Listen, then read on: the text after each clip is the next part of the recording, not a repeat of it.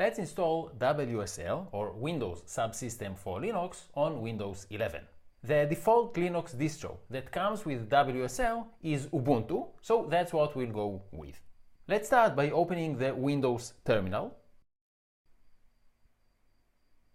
But make sure that you open it as admin. So if you just use Windows Terminal like this, it won't work. We have to use the administrator version of the Windows Terminal. So let's start it. And here, all we have to do is type WSL --install. And when I hit enter, Windows Subsystem for Linux will be installed, and then Ubuntu will be downloaded to my computer.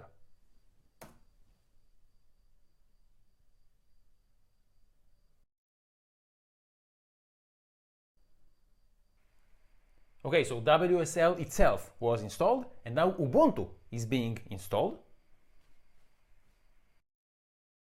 And the installation of WSL is done.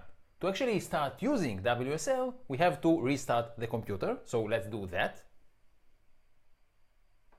And we can see that updates are underway. That's because WSL requires some Windows features that are not installed by default, but if we want to use WSL, Windows must have them, so it's installing them for us. So the computer was restarted.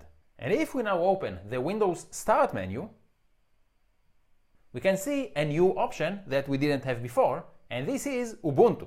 So let's start Ubuntu. And Ubuntu is being installed. And we need to provide a username for our Ubuntu instance. And we also need to provide a password. And notice that the password will not be displayed when you type it. We need to retype the password.